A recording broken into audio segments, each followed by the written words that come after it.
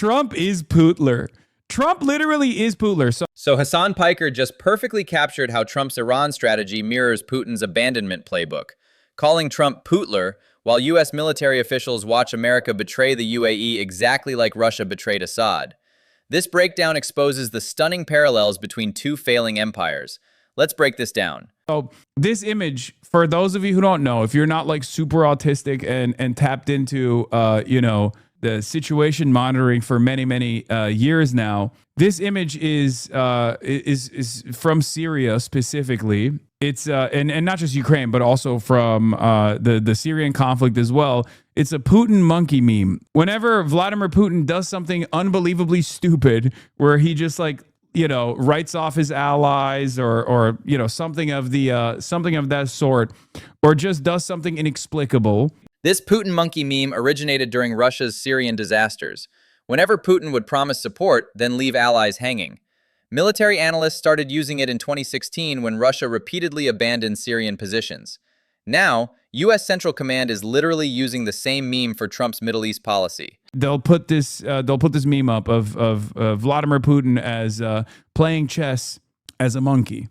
Now they're using it for Donald Trump, because this is something not dissimilar to what Vladimir Putin would have done in Syria, right? Like the Bashar al-Assad government being like, hey, we need help right now, and then Putler says, you can do it. Here's some emotional support for you. He need banana. Yeah, that kind of thing. The Syria parallel is devastating. Assad begged for support, Putin gave speeches, but no real help. Now UAE faces Iranian retaliation after Trump's Project Freedom provoked this crisis. And Trump's response is essentially, you got this. Classic great power decline behavior. And now, given the Russification that has taken place in the American Central Command, they're now saying, Trump is also behaving in a way not dissimilar to Adolf Putler. When your own military leadership starts comparing you to Putin, that's institutional alarm bells. CENTCOM using Putler signals they see Trump's abandonment strategy as fundamentally un-American, the kind of betrayal that destroyed Russian credibility globally over the past decade. Perhaps it has something to do with the fact that the United Arab Emirates has literally decided to become, Muslim Israel. They left the GCC, and on top of that, they said, yeah, we're backing America and Israel all the way. The UAE allowed itself to be turned into an Israeli base at a time when not just the Arab world, but much of the entire planet has turned against Israel as a genocidal rogue state. Now UAE advocates are frustrated that no one is coming to his defense. Of course, no one's coming to his defense. UAE's strategic blunder was epic. They broke with the entire Arab world during Gaza, hosted Israeli operations, then expected solidarity when Iran retaliated. They're now completely isolated, with even Saudi Arabia refusing support. Classic case of picking the wrong side at the wrong time. It's really funny that America is not even coming to the UAE's defense, by the way. What's happened since Trump announced his plan to move ships out of the Hormuz, says Sina Tusi, senior fellow at CI Policy. This is the exact pattern. Great powers create the crisis through reckless escalation, then abandon their proxies when consequences arrive. Putin did this repeatedly in Syria. Now Trump's doing it with Project Freedom. The UAE thought American partnership meant something different. None of this would have happened if America didn't decide to bomb Iran alongside Israel in an act of perfidy during a previous negotiations process. This is ridiculous. Iran has escalated? What do you mean? They brought Iran to the negotiations table and then said, fuck off. What is supposed to happen here? What are they supposed to do? Just not maintain their leverage? Of course they're going to maintain their leverage. This doesn't make any sense. But he's talking about today's escalation. The timeline destroys any Iranian blame narrative. Iran was literally at the negotiating table offering major concessions when Trump and Netanyahu launched those joint airstrikes in December.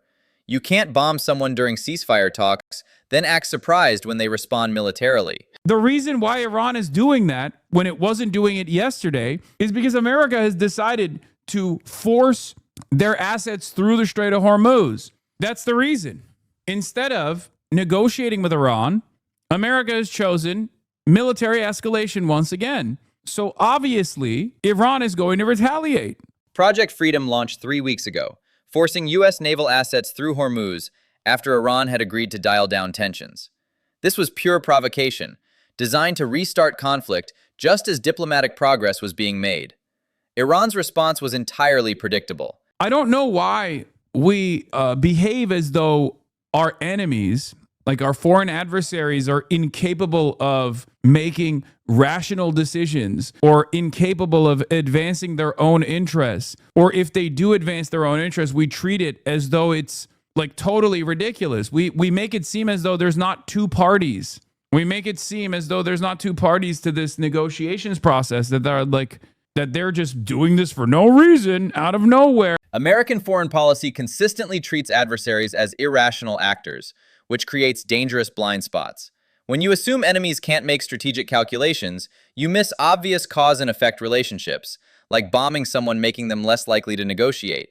If there was a tit-for-tat war going on, and then they set up a ceasefire, and then America violated the principles of the ceasefire, then yeah, of course they're going to retaliate. What are we talking about? Because if they don't retaliate, then they have nothing. If they don't retaliate, they have no leverage. Why would they not maintain their leverage? Project Freedom violated every principle that made the January ceasefire possible.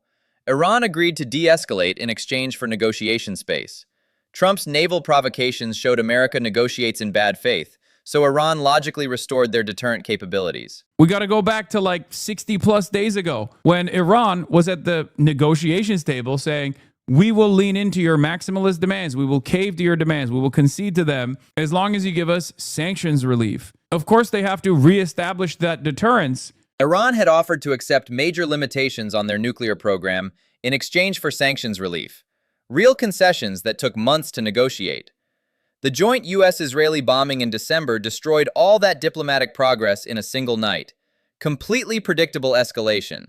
Famously, if you recall, in the early days of Russia's invasion of Ukraine, Zelensky came out and was like, Mr. President, we would like to get the Iron Dome. And Israel, because of its, neutral allegiance to Russia, said, F off. They literally refused to give Ukraine an Iron Dome or any Iron Dome batteries whatsoever. The contrast is morally stark. Ukraine faces existential threat from unprovoked Russian invasion, while UAE faces consequences from their own strategic choices. One is defending sovereignty, the other enabled genocide, then expected protection from the blowback. So in the eyes of Israel now, the United Arab Emirates is worthy of an Iron Dome defense system as opposed to Ukraine. If I am Ukrainian, if I am Zelensky, I look at this and I go, what the f*** are you guys doing? Zelensky's watching Israel give Iron Dome systems to UAE, the country that hosted Israeli military operations during Gaza genocide, while Ukraine still lacks adequate air defenses against Russian attacks. The moral priorities here are completely backwards. 800 Patriot missiles were used for air defense in just 3 days in the Middle East. Ukraine received 604 years of full-scale war. Russia, Iran, and North Korea form a new axis of evil. Ukraine was the first to confront this axis. We continue to fight, but we need support. The free world must stop managing this threat and start defeating it. If there's one country that is more worthy of these defenses, I would say it's Ukraine. 800 Patriot missiles in 3 days versus 600 for Ukraine in 4 years. Those numbers expose everything wrong with American priorities. We'll burn through massive resources protecting genocide enablers while Ukraine fights for basic survival. So what doesn't make any sense is for Ukraine to, on the one hand, get mad about how many Patriot missiles were used to defend the Gulf nations after we decided to bomb Iran, while simultaneously be like, no, but we got to keep up the fight. It doesn't make any sense. Ukraine's messaging is contradictory. They're simultaneously criticizing American resource allocation to the Gulf while insisting they must keep up the fight. You can't condemn the policy that's starving you of support while pledging continued loyalty to that same system. Bro, asking one of our vassals to do their own defense is so funny. I'm serious. It's unbelievably weak for America to be like, yeah, I know we everything up for you guys, but like you should probably send whatever like naval asses you have. Is so funny. What the fuck are we doing? It is so bitch made. Telling allies to handle their own defense after creating the crisis that threatens them is peak imperial decline behavior. Putin did exactly this in Syria. Provoke conflicts, then tell proxies, figure it out.